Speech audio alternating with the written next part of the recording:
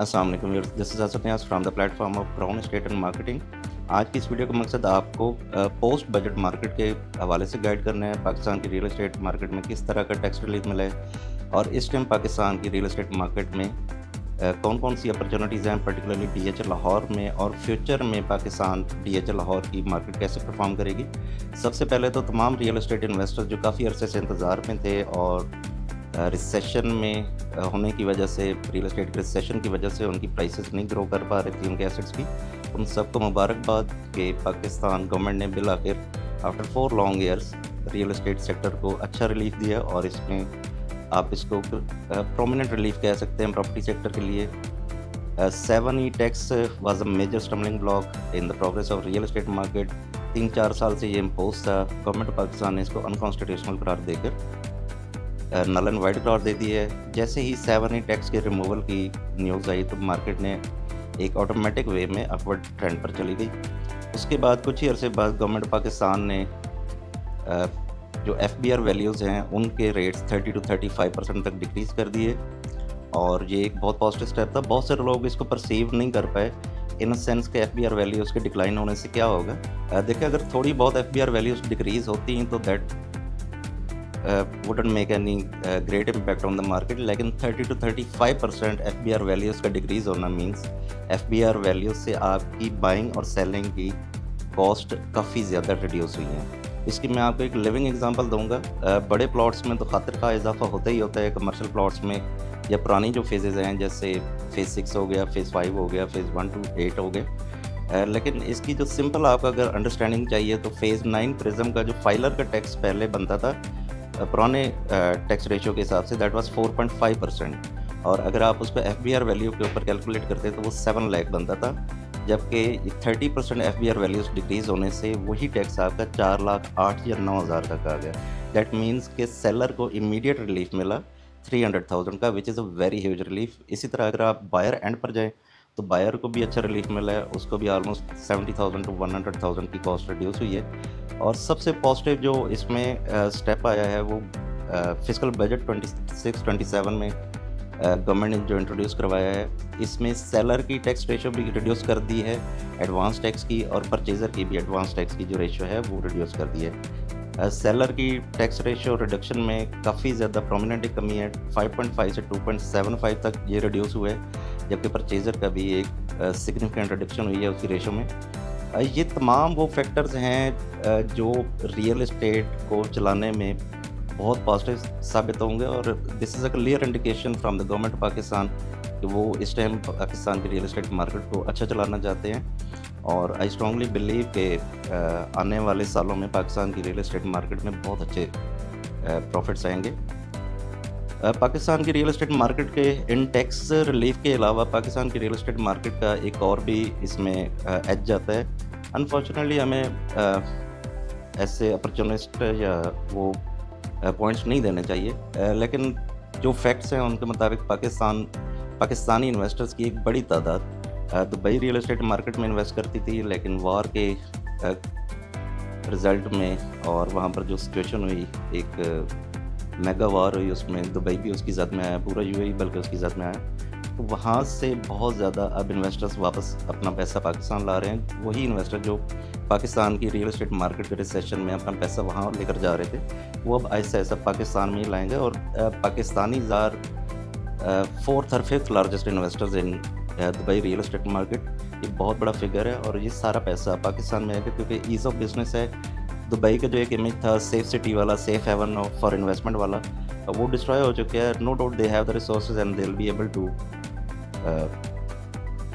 कम back, लेकिन इसमें उन्हें टाइम लगेगा। They need some positive reforms, और उतने तक पाकिस्तान की मार्केट में बहुत अच्छा आपका सारा इन्वेस्टर आएगा। At least they need a decade और more to get back their image जो एक सेफ हेवन का था। पाकिस्तान की रियल एस्टेट मार्केट में इस टाइम ओवरऑल एक ग्रीन सिग्नल है। तमाम इंडिकेटर्स, तमाम सिग्नल्स ग्रीन हैं, और इस टाइम की जो इन्वेस्टमेंट है आपकी, आई बिलीव कि आफ्टर 1.5 या 2 years you would be enjoying 50 to 60% तक रिटर्न्स आप इंजॉय कर रहे होंगे।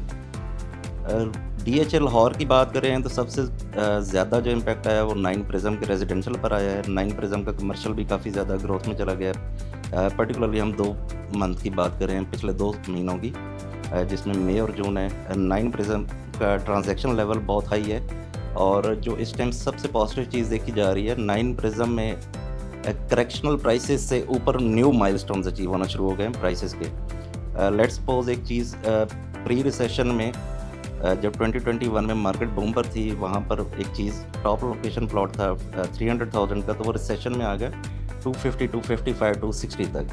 अभी जब मार्केट का एक पॉजिटिव ट्रेंड चल रहा है, उसमें उस प्लॉट की अगर हम ऑन रिकॉर्ड वैल्यू देखें तो वो ना सिर्फ अपना रिसेशन की जो उसकी प्राइस थी वो भी ओवरकम कर गया, बल्कि उससे भी ऊपर 30-35 लाख जाकर ट्रेड हो रहा है। लेट्स सपोज जो टॉप लोकेशन प्लॉट था वो रिसेशन में आ गया 2.5 करोड़ तक। अभी उसकी जो सिचुएशन है वो आपका 3 करोड़ 35-40 लाख के आसपास ट्रेड हो रहा है। अगर कोई एक्सेप्शनल होता है तो इवन यहाँ पर 365, 370 तक भी ट्रेड हो रही हैं। This is a very positive sign for the market. और 9 प्रिज्म के बारे में मैं आपको कहूँगा कि no, it is at a point of no return, it will keep growing by the passage of time. हाँ, मार्केट के रेट के हिसाब से आपको ट्रेड करनी चाहिए, बहुत वॉलक्टियस डिमांड्स भी नहीं करनी चाहिए, बहुत अनरियलिस्टिक भी नहीं होनी चाहिए।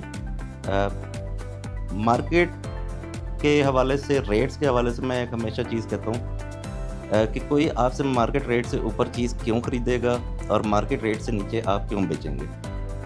4 साल बाद this is a very positive sign कि मार्केट ऊपर जा रही है और प्रिज्म अगले 3 सालों में, 5 सालों में सारा जो क्रक्स है, फ्लो है इन्वेस्टमेंट का, वो प्रिज्म की तरफ ही आएगा।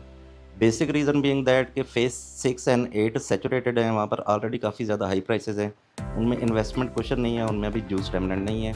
ऑर्गेनिक ग्रोथ उधर होती रहती है। ऐसी फेजेस जब इतनी मैच्योर हो जाती हैं तो वो आपने देखा होगा रिसेशन के पीरियड में भी इतनी इफेक्ट नहीं होती। फेज़ 7 में अभी क्वेश्चन है, लेकिन फेज़ 7 भी अब काफ़ी ज़्यादा कॉलोनाइज हो चुका है। जो मेजर आपका DH लाहौर में आपके पास एक क्वेश्चन रहता है, दैट इज़ फेज़ 9 प्रिज्म। उसमें आप रेजिडेंशियल में चले जाएँ, आप कमर्शियल में चले जाएँ, सारा आपको बहुत अच्छा पे करेगा। 9 प्रिज्म में इस टाइम ट्रांजैक्शन लेवल बहुत हाई है, प्लॉट्स की शॉर्टेज है, लेकिन ओवरऑल ट्रांजैक्शन यहाँ पर अच्छी हो रही है। इस स्पेल में आई बिलीव कि 9 प्रिज्म के जो 3.25 के प्लॉट्स हैं, ये 2 साल में आपके 4, 4.25 तक चले जाएंगे और ये अब ऐसा ऑर्गेनिकली भी बड़ा अच्छा ग्रो करता रहेगा। 9 प्रिज्म में घर बहुत तेज़ी से बन रहे हैं। आप DHA की प्रीवियस फेजेस के मुकाबले में अगर आप कंपैरिजन करें तो यहाँ पर काफ़ी तेज़ी से घर बन रहे हैं। उसकी एक बहुत बड़ी वजह रिंग रोड की एक्सेस है और दूसरी जो मेजर रीज़न है, आपकी मटेरियल कॉस्ट चेंज होती हैं। तो जिन लोगों ने घर के लिए एक सरप्लस कंटिजेंसी रखी होती है, तो वो इस एम्बिग्विटी से बचने के लिए और इस कन्फ्यूजन से बचने के लिए कि कल को हमारी प्रोजेक्ट फिजिबिलिटी जो है वो मज़ीद ना इंक्रीज़ कर जाए, तो उससे बचने के लिए ऑलरेडी अपने घरों की कंस्ट्रक्शन शुरू कर चुके हैं। और मेरे ख्याल में 9 प्रिज्म आफ्टर 3 ईयर्स जहाँ पर 800 to 1000 घर बने हुए होंगे और उसके बाद तो मज़ीद जहाँ पर रेट्स बहुत अच्छे ग्रो करेंगे। Drug of choice for investment is 9 prism. आप चाहे रेजिडेंशियल में लें या कमर्शियल में लें। अगर हम फाइल्स की बात करें लॉन्ग टर्म इन्वेस्टमेंट के हवाले से या बिल्कुल शॉर्ट टर्म के हवाले से, short term means 6 months to 8 months, जबकि जो मीडियम टर्म होती है वो मेरी कैटेगरी में मैं उसको 2 to 3 ईयर्स कहता हूँ, जबकि जो लॉन्ग टर्म होती है that is 5 years and beyond. Short term के लिए और इंतहाई लॉन्ग टर्म के लिए उसमें मैं फेज़ 10 रिकमेंड करता हूँ। मीडियम टर्म के लिए मैं नहीं करता। Phase 10 is very good for investment. Short term में आप 6 महीने, 8 महीने, साल में, जब तक इसकी बैलेट की ऑफिशियल न्यूज़ नहीं आती तो उस टाइम तक आप इन्वेस्ट कर सकते हैं। बहुत अच्छे आपको प्रॉफिट देगा। और उसके बाद मतलब जब बैलेट हो जाता है तो फिर ऑब्वियसली डेवलपमेंट वगैरह शुरू होती है, डेवलपमेंट चार्जेस शुरू होते हैं, तो फिर स्लो हो जाती है फेज़। लेकिन लॉन्ग टर्म के लिए, इंतहाई लॉन्ग टर्म के लिए 5 ईयर्स, 7 ईयर्स, 1 डेकेड के लिए phase 10 is very good for investment. Phase 10 में इस टाइम मार्केट में रेट ऊपर भी गए पोस्ट बजट में, लेकिन फिर थोड़ी सी करेक्शन हुई। लेकिन आई बिलीव कि जुलाई मिड के बाद फेज़ 10 बहुत अच्छा ग्रो करेगा, क्योंकि लॉन्ग टर्म के लिए एसेट्स बनाने के लिए सबसे अच्छी फेज़ जो एक DH लाहौर की हद तक है option, that is phase 10। Phase 10 की आप 4 मरला कमर्शियल ले लें या आप इसका 2 कनाल ले लें। फेज़ 10 का 2 कनाल के मैं बहुत स्ट्रॉन्ग सपोर्टर हूँ। ये आपको बहुत अच्छा पे करेगा। लग्जरी प्रोडक्ट है और ये हमेशा अगर आप इसका एनालिसिस करें तो आपको एक अच्छे 8 मरला कमर्शियल की तरह पे करती है। 2 कनाल यूनिट्स DHA की किसी भी फेज़ में इंतहाई कम होते हैं, इंतहाई लिमिटेड होते हैं और मोस्टली ये मिलिट्री पर्सनल को मिलते हैं उनकी सर्विसेज के इतराफ़ में। लेकिन सिविलियंस भी इसको हासिल कर सकते हैं। और किसी भी फेज़ का अगर आप सबसे सेलिएंट फ़ीचर देखें या उसका जो प्रोमिनेंट ब्लॉक होगा या कोई एक उसका सिंबॉलिक सी जगह होगी, जैसे गोल्फ कोर्स होता है, कोई मेन रोड होता है, तो उसकी सराउंडिंग में 2 कनाल दिया जाता है और 2 कनाल यूनिट्स किसी भी फ़ेज़ में इंतहाई लिमिटेड क्वांटिटी में होते हैं। जिन लोगों का बजट हेल्थी है वो 2 कनाल को लाज़मी ज़हन में रखें और इसकी बाइंग करें। लॉन्ग टर्म के लिए इट्स प्योरली गोल्ड।